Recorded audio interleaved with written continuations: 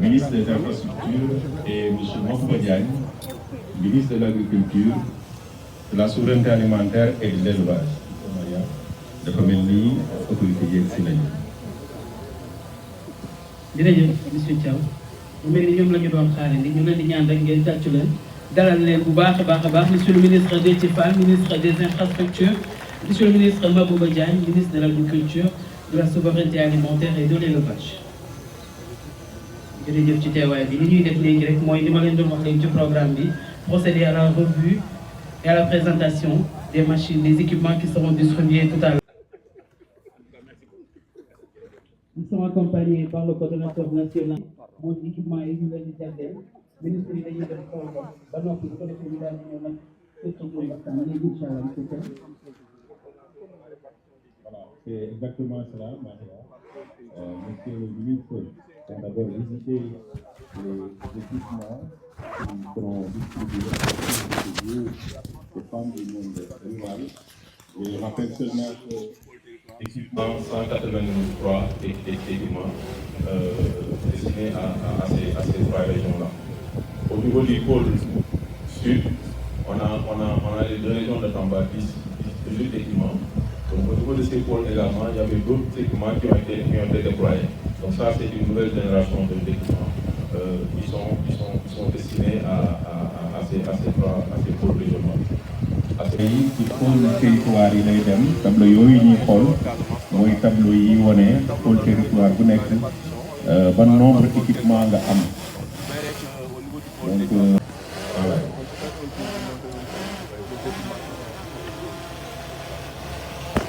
Dans les 13 régions du Sénégal, c'est la région de Dakar. Donc, cette fois, on a les 7 pôles territoires. Donc, à Matam, on a 11 équipements. Au niveau du pôle sud, on a 250 000 équipements. Les 250 sont déjà déployés durant l'année 2025 avec l'investissement. Donc, ils ont fait les installations, les tests, la mise en service, formé les bénéficiaires. Mais ils ont formé également un réseau de mécaniciens qui a été identifié pour pouvoir assurer la prestation de maintenance après l'intervention de l'entreprise. Donc,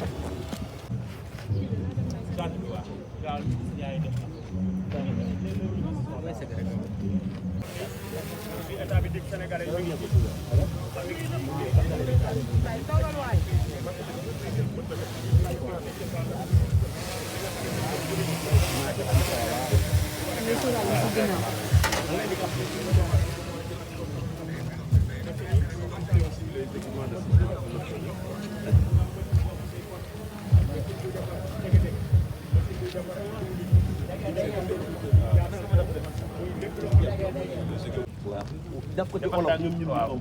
ñaari semaine ak lañ nekk ci récolte. waaw jënd nañ plus de 62 000 tonnes. waaw ces 15 dernières années. Sonacos mos ko def li may ñaan nit ñi mooy nañu def ndànk ñoo ngi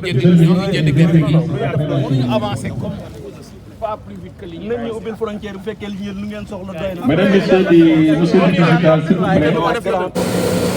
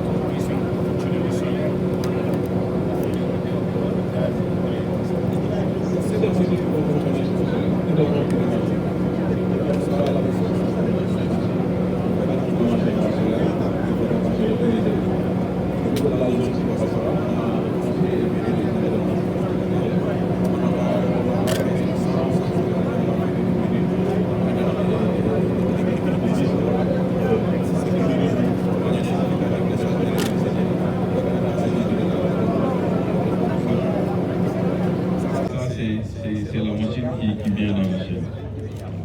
Maintenant, après la dépiculeuse, maintenant on peut avoir le produit prêt à être transformé pour sortir la pâte à dessert. On nous dit aussi que des fois il est recommandé d'enlever Enlever le germe qui est porteur souvent du virus de la toxine. C'est pourquoi souvent avant de passer, la machine le fait directement à la farine de maïs. Et là, on a une décortiqueuse à maïs de 250 kg de capacité. Donc avec un moteur électrique de 5.5 de capacité. Là, pour les monones, c'est le moteur qui fait 7.5 kW de capacité. Donc là aussi, on peut, avec votre permission, faire une démonstration. En produit fini, c'est en produit semi-fini. Ça, c'est... Merci encore une fois, M. Thiaw. Mesdames et messieurs, à vos rangs, titres et grades, merci de nous honorer de votre présence, messieurs les ministres. Merci à tous, merci à la presse. Comme on disait tantôt, cette cérémonie qui nous réunit aujourd'hui va consacrer ces femmes, ces braves femmes. On va leur offrir des équipements post-récolte. Vous avez eu, monsieur le ministre, à visiter, à voir tout ce matériel que le PUDC va doter aujourd'hui à toutes ces femmes du monde rural. Ñu ngi leen di nuyu bu baax a baax di leen ziar yéen ñi nga xam ne yéen a fi teew rawatina ñi nga xam ne ñoo di suñu kilifa yi ñëw fas yéene àndandoo ak ñun ku ci mel ni monsieur Déthié Fall bi nga xam ne moo di le ministre des infrastructures àndandoo ak monsieur Mabouba Diagne ministre de l'agriculture, de la souveraineté alimentaire et de l'élevage.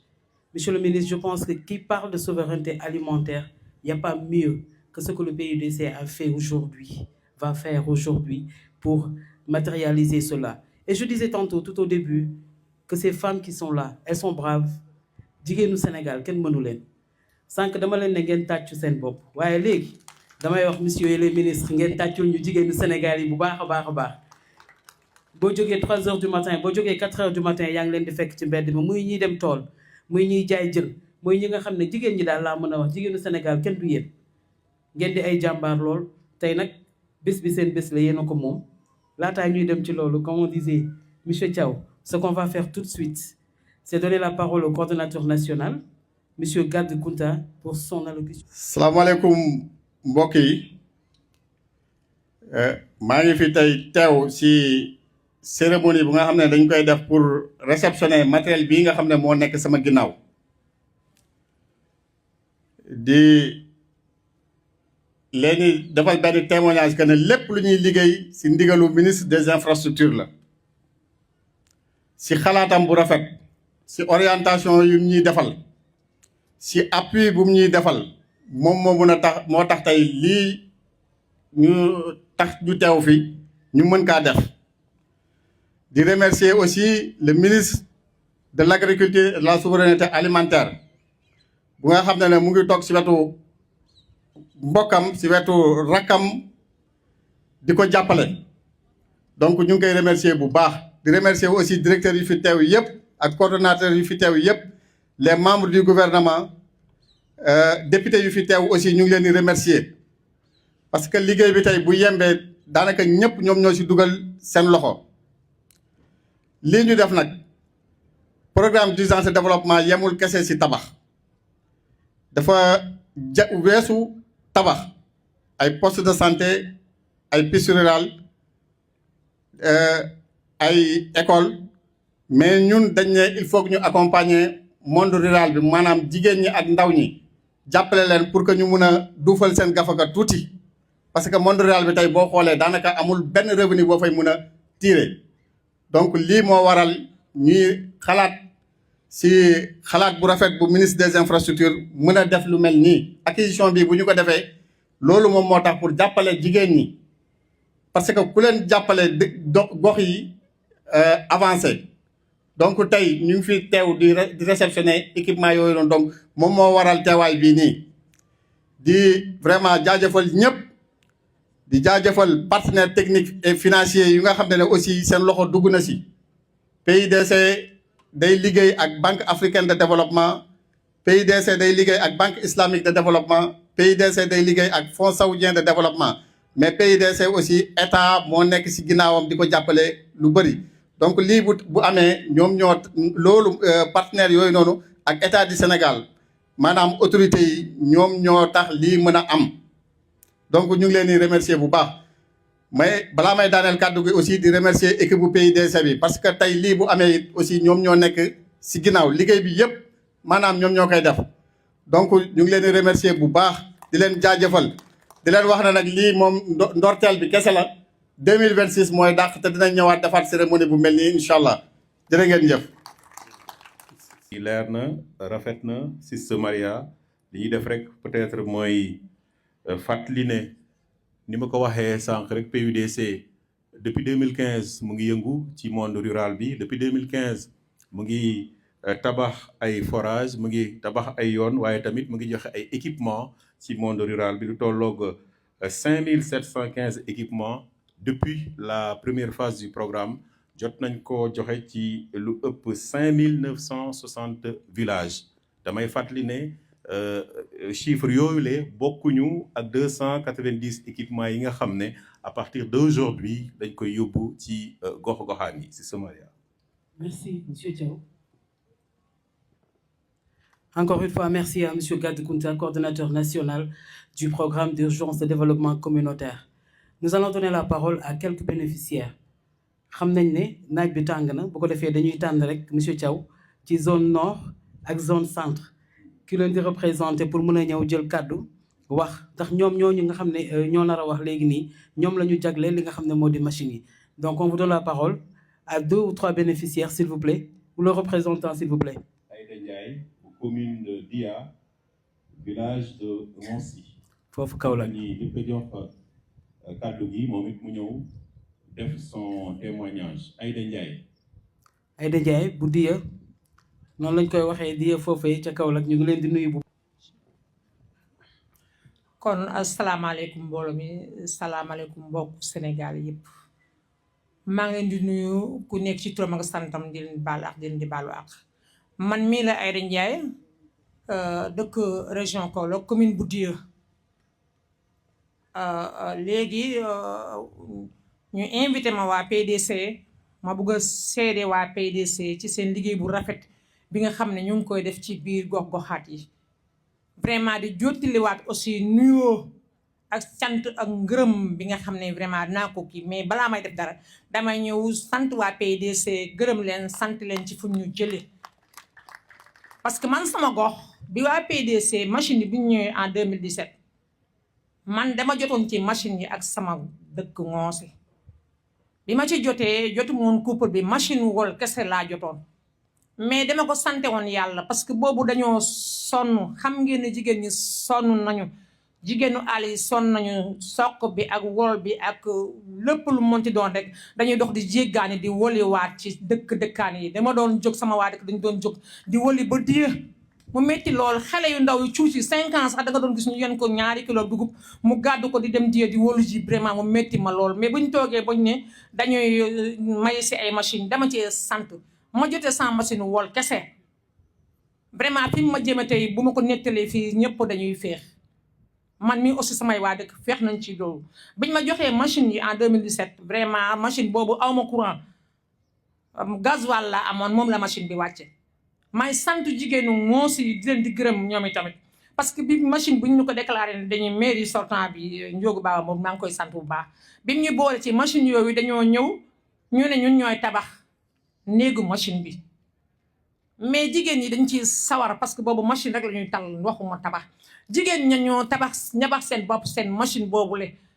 def seen lépp buntu yëpp ñoo ko jënd ñëw machine bi ñëw bi mu ñëwee vraiment ñu rafetlu liggéey bi aussi may santaat ñi nga xam ne ñoo may jàpp ci liggéey bi mooy ñi nga xam ne samay trésorier ak samay secrétaire ñëpp ñi nga xam ne ñoo may jàppale ci liggéey bi ñooñu aussi jàpp ci liggéey bi ma dénk leen machine bi ñu yore ko jigéen ñi di natt ñii di wol ñu ki yoon ñu ñaar ñoo xam ne kenn ku jigéen ak kenn ku góor ñu jàppale ci machine kii di wol kii di natt kii di def lu nekk mais machine ba fu ñu jëme tey sant nañ yàlla parce que 2 ans la am ci machine bi rek yeggul 2 ans sax ñu jënd ci bâche gox ba ñoo ca njëkk a am bâche di ko luyee def ko suñu alal bopp biñ amee bâche amuñu at la ñu liggéey parce que le 11 janvier bu nekk ñun dañuy toog teg suñu xaas ci kaw table bi trésorier toog secrétaire yi toog waa dëkk ba toog ñu téye suñu xaas wañu ko xam ñaata la ñu am ci koom at bi yëpp bu ko defee ñun dañuy def noonu si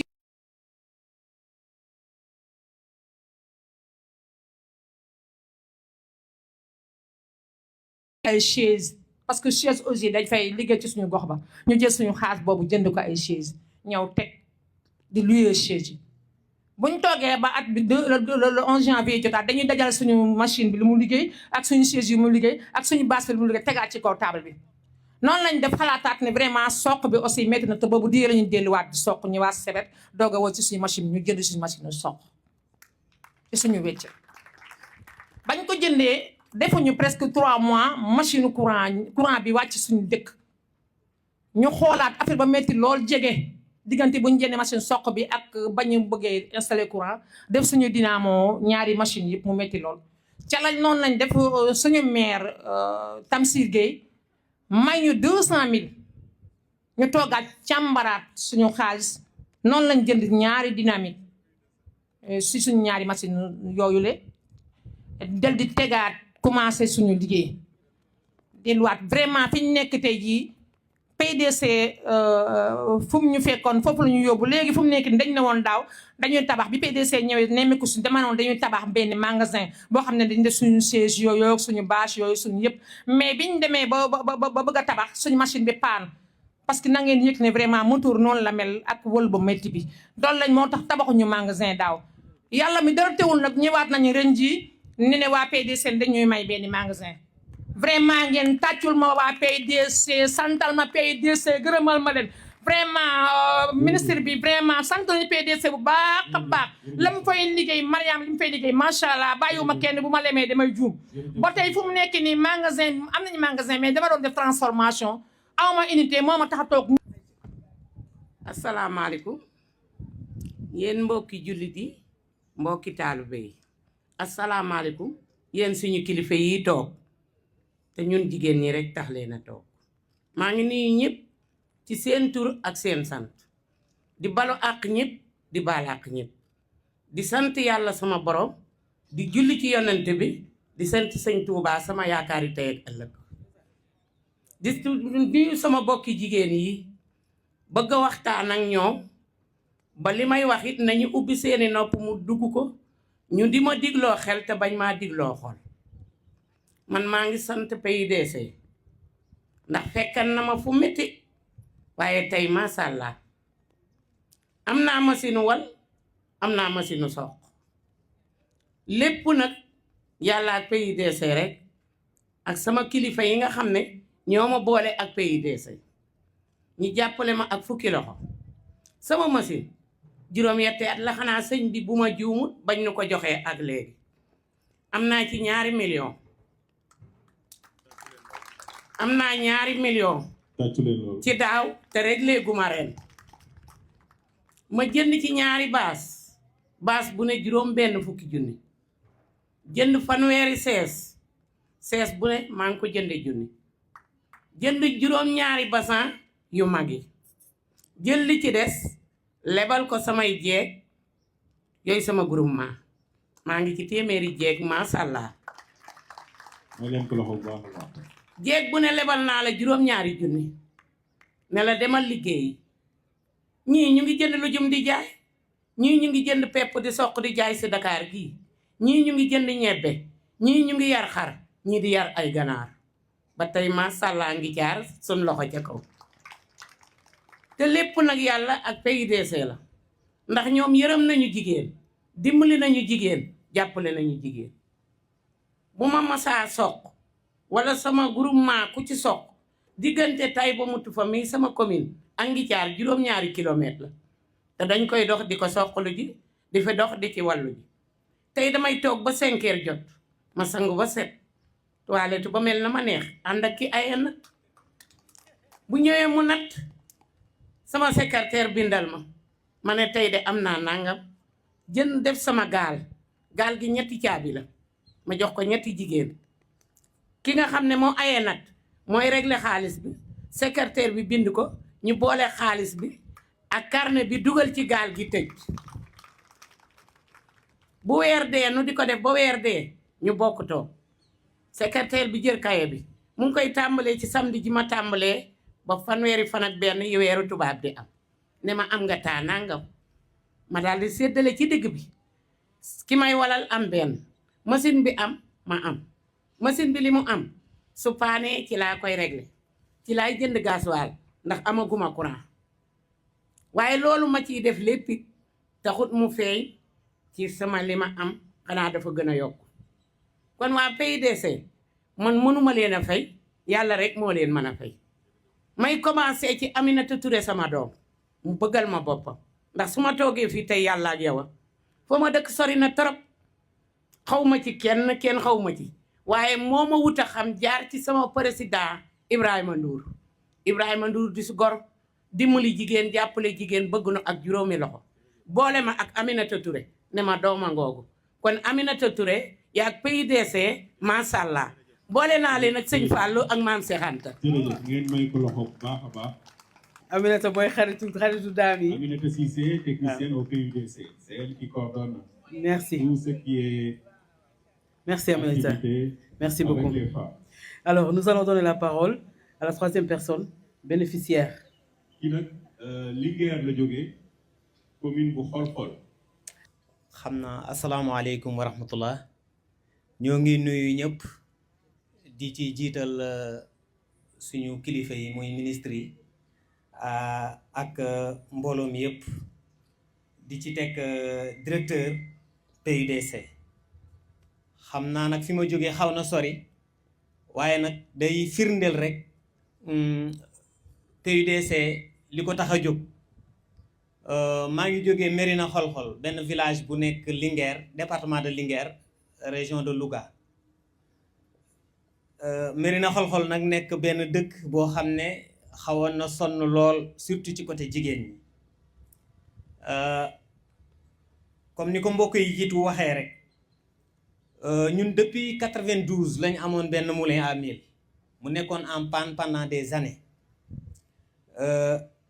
ci la PUDC ñëw nag jox ñi benn moulin à 1000 machine soq ak wal su ma yeboo ma ne ci la jigéen ñi jëlee seen autonomie ndax moulin boobu fekk nañu amoon bërëb bu ñu ko def ba pare dañ doon def chaque fin du mois suñu liggéeyee 25% ñu jox ko mouleuse yi mooy ñi doon wal li ci des ñu dugal suñu kees di ko def ba mujj gi ñuy jënd ñaari bâche ak des centaines de chaises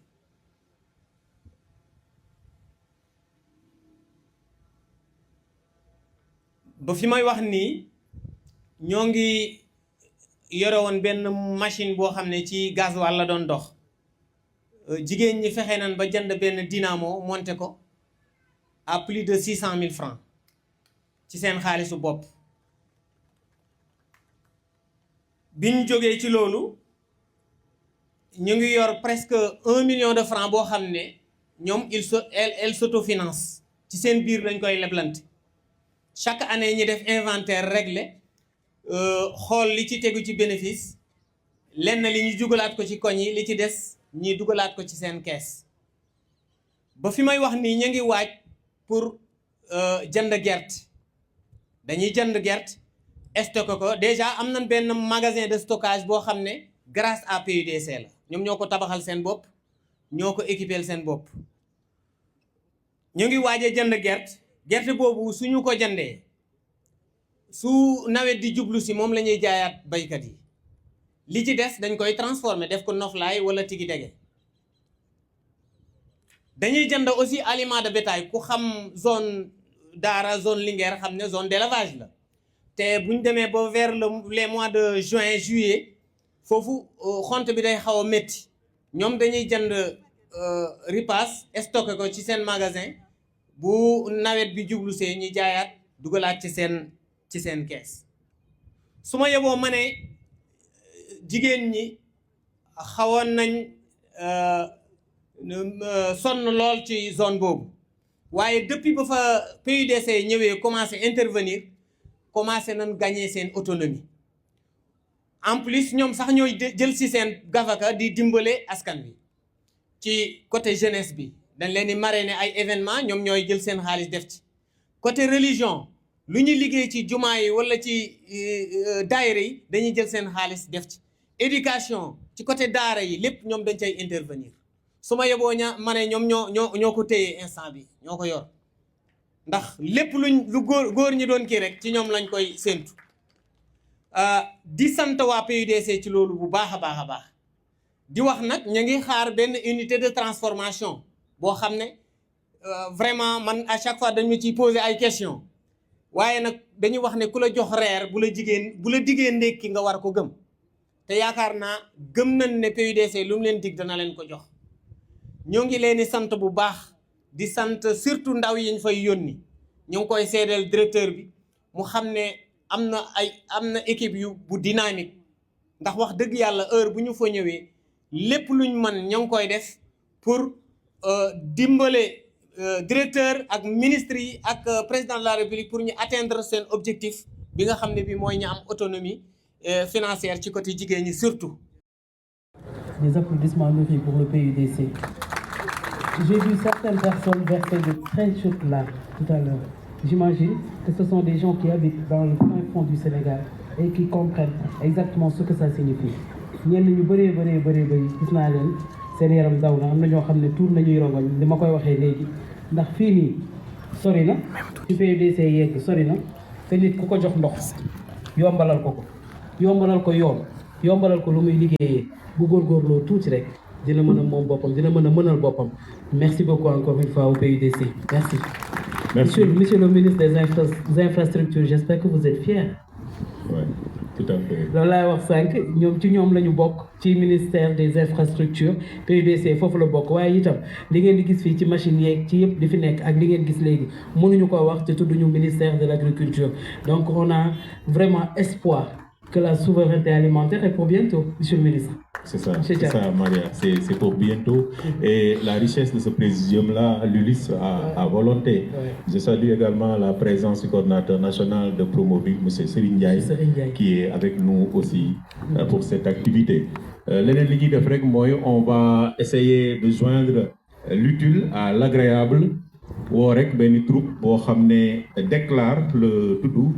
mu ñëw rek def prestation. La troupe déclare, s'il vous plaît. Mesdames et messieurs. Asalaamaaleykum ñi fi teew ñëpp ñu leen di nuyu bu baax a baax di ci jiital suñu xarit suñu mag le ministre de l'élevage, de l'agriculture et de la souveraineté alimentaire de monsieur Mabouba Diagne. ngeen tàccul ma ko bu baax a baax ndaxte xam naa ni agenda am serré na mais biñ ko waxee activité bi ni ko tey PUDC ñooy organiser ginnaaw bi nawet bi jàllee war distribuer ay équipement yi nga xam ni day tax ñu mën transformer yenn ci produit yi nga xam ni bay nañ ko dafa bàyyi ay activité am ñëw ànd ci ak ñun kon ñu lay gërëm bu baax a baax di nuyu autorité yi fi fekk yëpp ku lim juum mais ku nekk cër bi nga fi toogee ñoo ngi lay nuyu bu nu tooy di nuyu également ñi nga xam ni ñoo jóge ci gox yi ak goxaan yi ñëw fii nii fekkee ndaje bi di beral nuyu ak félicitation ki nga xam ni mooy le coordonnateur du PUDC Gaddu Kunta ci liggéey bu rafet bi nga xam ni nekk na di ko def ndaxte lii mu def nii moom le président de la République santaane moom le premier ministre santaane Mabouba le ministre fekk na ba tey le président de la République en conseil des ministres mu ni lépp lu jëm ci programme équité yi dafa bëgg ñu dooleel leen muy PUDC di Promoville di Puma yooyu yëpp ñu dooleel leen ndaxte li mu jàpp mooy sénégalais ak sénégalaise bu ne foo mën a ne ci biir Sénégal ci 196 000 kilomètres carrés yi war nañu ba fexe liy cëru état ci lépp lu muy jàppalee doomu aadama mu mën la fa fekk ba kenn ki nga xam ni moo nekk ci taax yi wala nekk ci goxaan yi wala nekk ci kaw ga du am benn différence. PUDC gis ngeen mi ngi tabax ay pistes rurales di accompagner donc ñi nga xam ni ñoo nekk ci monde rural bi ci yoon yi nga xam ni mën nañ fa jaar. gis ngeen leen tamit lépp lu jëm ci électricité ñoo ngi koy def ci yenn village yi pour courant bi mën fa ñëw. gis ngeen forage yi nga xam ni aussi ñoo ngi koy def pour ndox mën a yegg si. gis ngeen aussi école yi ñuy tabax gis ngeen poste de santé yi nga xam ni aussi ñoo ngi koy def ak équipement yi ñuy distribuer ak yeneen yooyu yëpp jëm ci li nga xam ni moom le président de la république ak le premier ministre leen sant guddi ak bëccëg kon di féliciter encore le coordonnateur ak toutes les équipes du PUDC wax leen ngeen continuer ci dynamique boobu parce que moom la autorité yi demandé. Excellences, Monsieur le ministre de l'Agriculture, de la Souveraineté alimentaire et de l'élevage, honorables représentants des institutions partenaires, Mesdames et Messieurs les directeurs généraux, Mesdames et Messieurs les coordonnateurs de programme, honorables parlementaires, Mesdames et Messieurs les élus locaux, Mesdames et Messieurs les autorités administratives, chers bénéficiaires, notamment nos vaillantes femmes du monde rural, distingués invités. J'éprouve une grande fierté et une profonde satisfaction à m'exprimer aujourd'hui à l'occasion de cette cérémonie officielle de réception des équipements post-récolte destinés aux femmes bénéficiaires dans diverses localités de notre pays. Cette rencontre s'inscrit dans une dynamique de valorisation de la production locale et de reconnaissance de l'engagement du gouvernement en faveur de l'autonomisation économique des femmes. Depuis la première phase, ce sont 5715 équipements de transformation post-récolte qui ont été déployés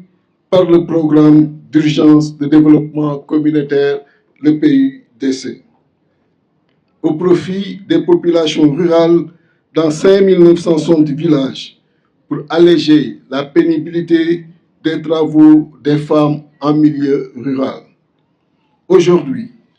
dans le cadre de la mise en œuvre de la deuxième phase du PUDC, nous franchissons une nouvelle étape avec le déploiement de 291 nouveaux équipements destinés pour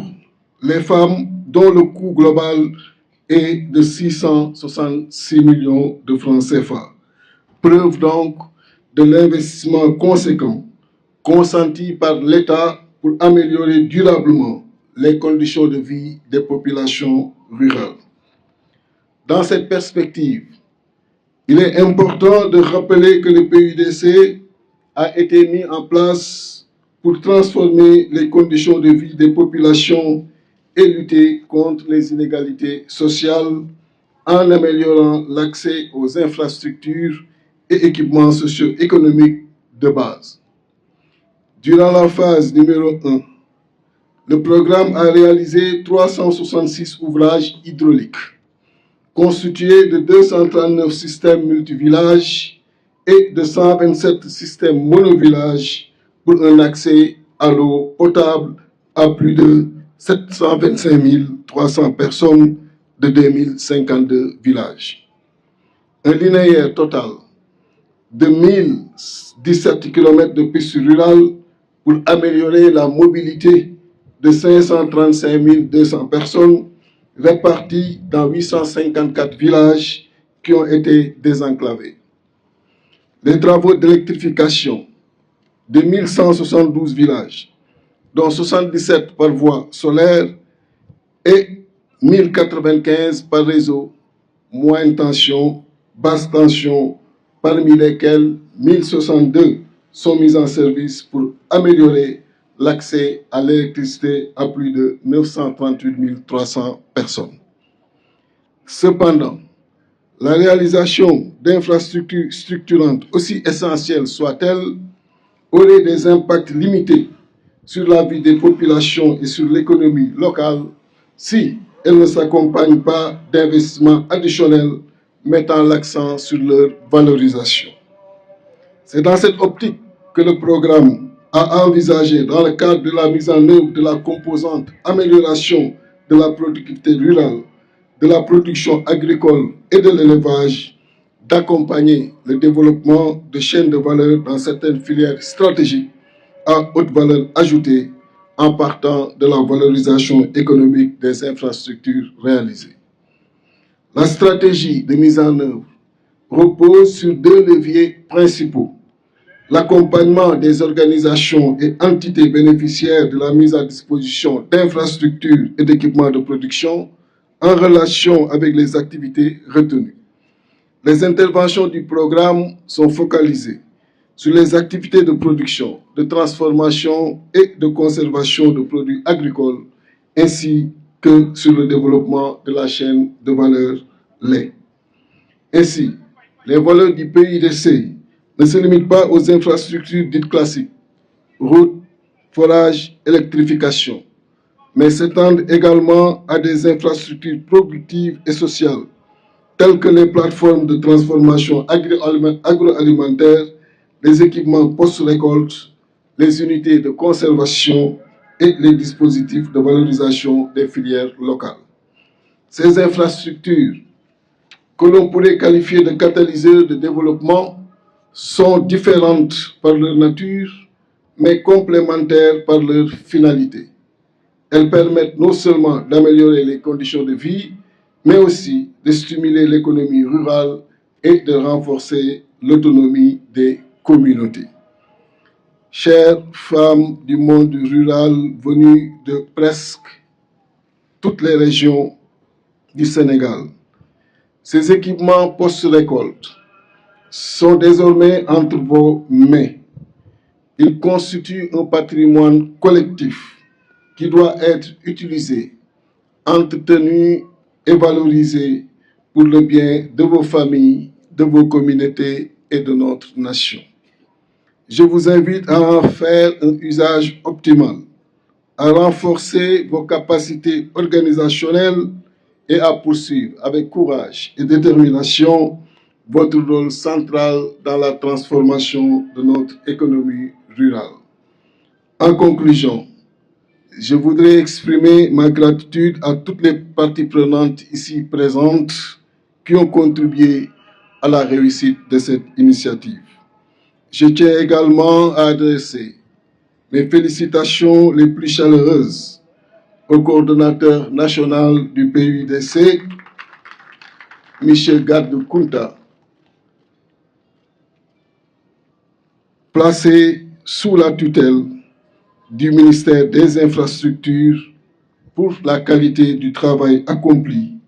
et pour la rigueur avec laquelle il conduit ce programme stratégique. Son engagement et celui de son équipe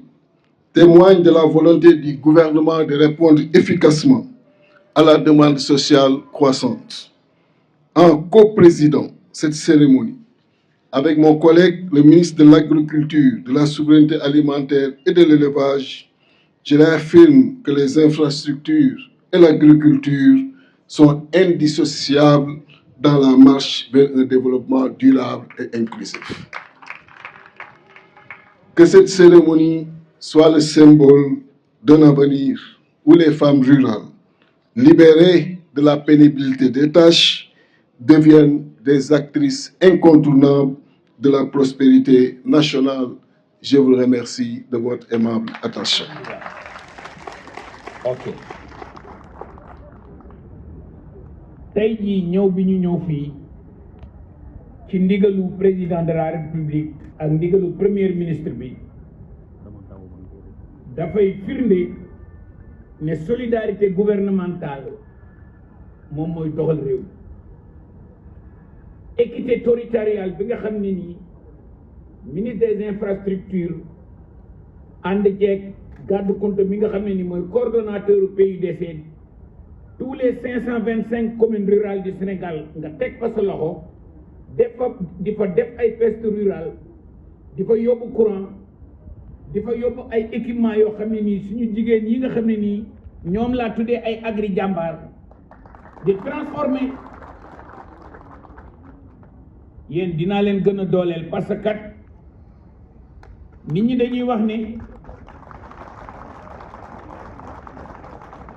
parce que kat jigéen ñi tàcc leen seen bopp. parce que kat yéen ñi su ma leen gënee jàppale njaayum gerte mi nga xam ne ni solo na ma fi mu nekk nii di ngeen ma ci gën a régler ay problème donc monsieur le ministre dinaa gën a mbaxal ak yow pour parce que ñii kat ku leen jàppale ñu accélérer commercialisation te xam naa ne sama naataango Serigne Diop mi nga xam ne nii moom mooy responsable commercialisation bi su déggee lii ngeen di def dina leen gën a jàppale parce que commercialisation bi ku ko ci dimbale dina sax dinaa leen wax aussi tey jii lan moo ma gën a neex ci histoire bi au-delà du fait que yéen a ngi réduire drastiquement la pauvreté dans le monde rural mais da ngeen a montrer preuve de résilience mais aussi da ngeen fee wane jàngat yu bari yoo xam ne nii man de li may nekk ministre ak li may jàng finance dafa am lu bari lu ma fi jàng tey parce que am na sama benn jigéen boo xam ne yow il faut ma boole laak ministre des finances di ba yow mi nga xam ne ni sa condamné bi ñetti nit ñoo ko yore kenn ki day yore benn condamné mu am deuxième condamné mu am troisième condamné yow xam naa ne su la ministre di ba déggee dina la nommer dara trésorier monsieur le ministre des infrastructures da nga def loo xam ne nii lu am solo la yow ak garde compte ak seeni équipe dama gis au-delà du fait que nga topp chaîne de valeur yi gis naa nga topp chaîne de valeur arachide gis topp chaîne de valeur riz topp chaîne maïs ba ci foñoo bi nga xam ne nii ni nga ko fësale dooleel ko dem ba Kolda dem ba Kédougou dem ba Sédhiou loolu mooy wane équité territoriale bi son excellence de président de la République ak premier ministre bi santaane yaa ngi ci xëy di ci gont donc chers frères chers collègues chers coordonnateurs toute l'équipe de PUDC nous vous disons un grand merci et nous vous disons félicitations. Maintenant jigéen ñi da ngeen a waxe ay exemple sànq bi sama jigéen bi naan suñu bët taana man sama bët taana waaye nag ni sama bët taawee ba nit ñi jox ma mouchoir noonu la sama xol tooyee aussi te ba tax na matériel bii ñu leen di jox lépp lu ngeen ci liggéey yàlla na barkeel ni dugub bi suuna matériel bii ñu jox te PUDC nag def ko avec la manière made in Sénégal for Sénégalese people gis naa fi Sismar gis naa fi yeneen entreprise yoo xam ne nii démb dañ ko doon jéggaani Chine démb dañ ko doon jéggaani Turquie PUDC lëkkaloog ci entreprise locale loolu mooy wan ne la souveraineté économique bi son excellence de président de la République ak souveraineté économique bi nga xam ne ni premier ministre bi souveraineté économique bi nga xam ne gouvernement bi mi ngi koy incarné coordonnateur chers collègues chers équipe PUDC yéen a ngi ciy dox ba pare nag suñu jigéen ñi di ko firndeel sànq dafa am suñu benn jigéen bu wax lu am solo nee na dañ daan bay ba pare jël gerte gi jël dugub ji jël mboq mi jël foñon bi jaay ko dem jëndi dëwlin tey da ngeen di transformer toute la valeur ajoutée des yéen waaye nag yéen gàcce ngaalaam xam nga discrimination positive bi li ñuy wax dafa mel ni léegi góor ñoo koy commencé jooyaan parce que jigéen ñi ma gis ñoo dañ ñoom roppi nañu ñu ba pare. jigéen ñoo ëppale seen ministre jigéen ñi ñoo ëppale. en tout cas fi may daaneele si kàddu wolof rek mooy gàcce ngalam te ndax di leen wan ne son excellence le président de la République premier ministre bi gouvernement bi gis ngeen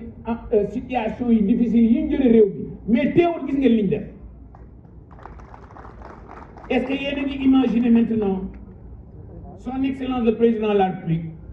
premier ministre bi bis bi moteur bi tàkkee kon Sénégal tàkk te nañu ñaan yàlla at mii ñu jëm son excellence le président de la République am ci ndam premier ministre bi am ci ndam Sénégal yi am ci ndam Sénégal yi yépp bokk pousse bateau bi mu jël benn direction te loolu mooy suñu njëriñ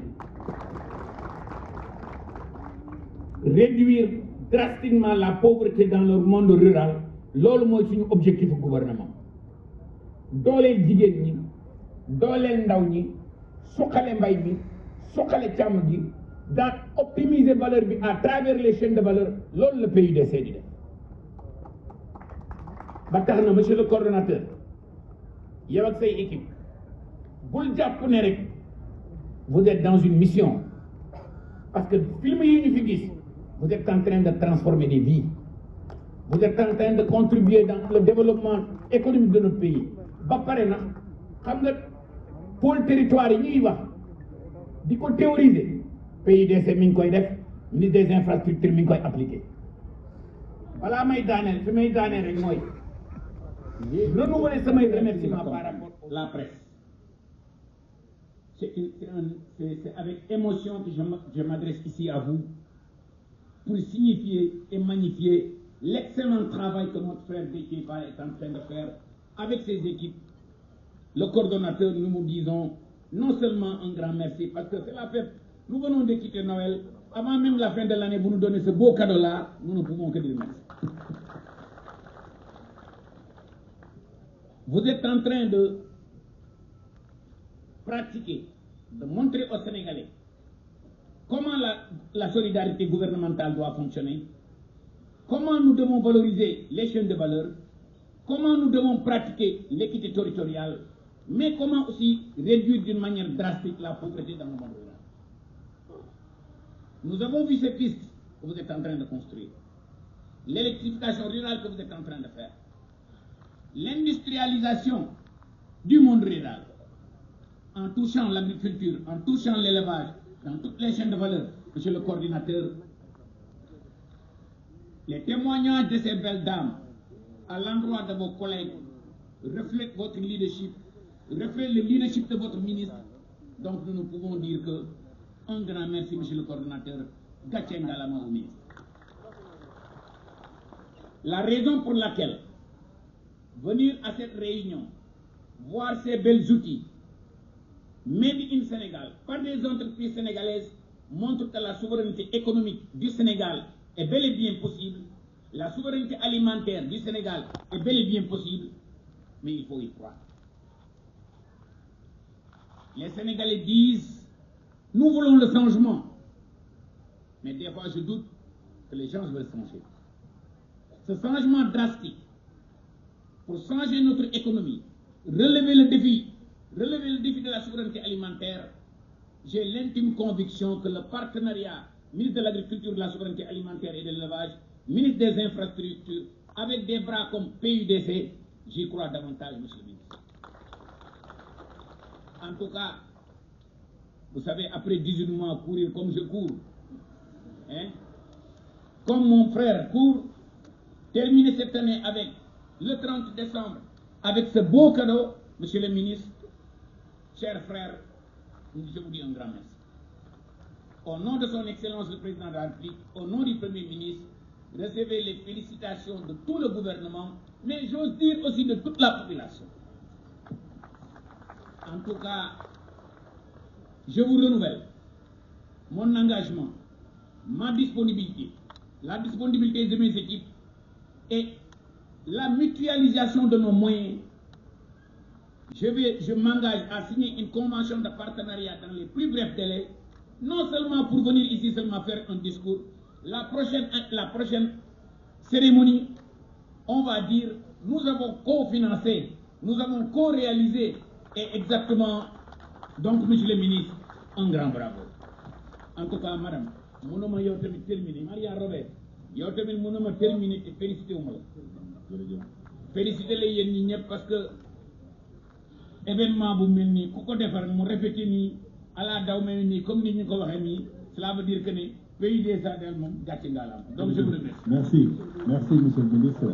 Monsieur le ministre, si vous. tuwaat ko bu baax a baax moom itam ñu ne ko gàcce ngalaama mu ngi wax léegi ak monsieur le ministre Déthié Fall ne ko liñ la jox da nga koo gëm moo tax nga xëy ca njël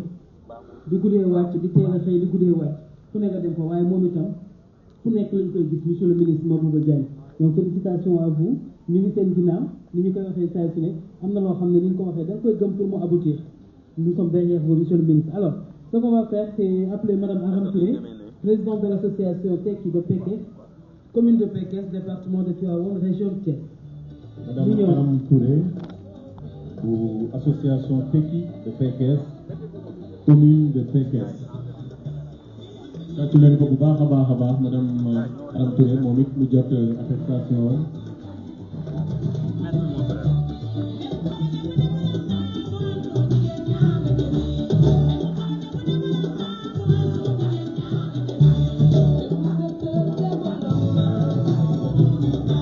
Le ministre Mabouba Diagne, ministre de l'Agriculture, de la Souveraineté Alimentaire et de l'Élevage du Cocoyo, en ici avec le coordinateur national du PUDC.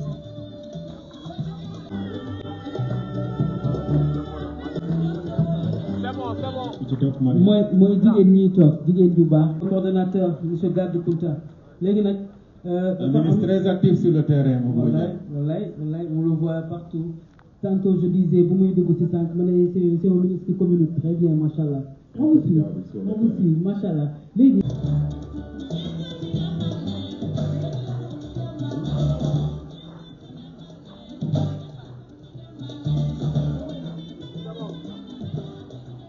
bu antu jigéen ñaa nga ca biir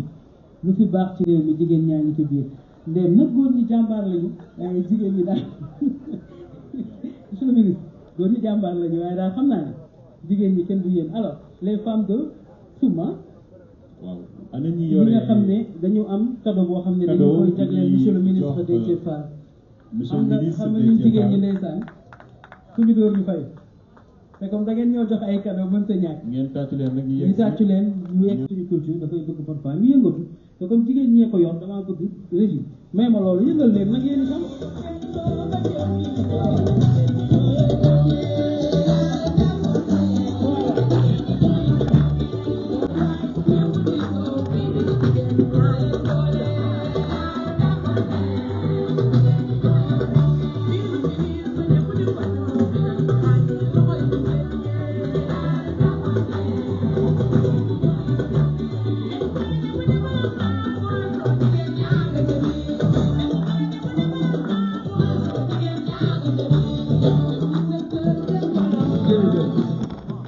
jërëjëf comme ñu dëgg Fatou Gueye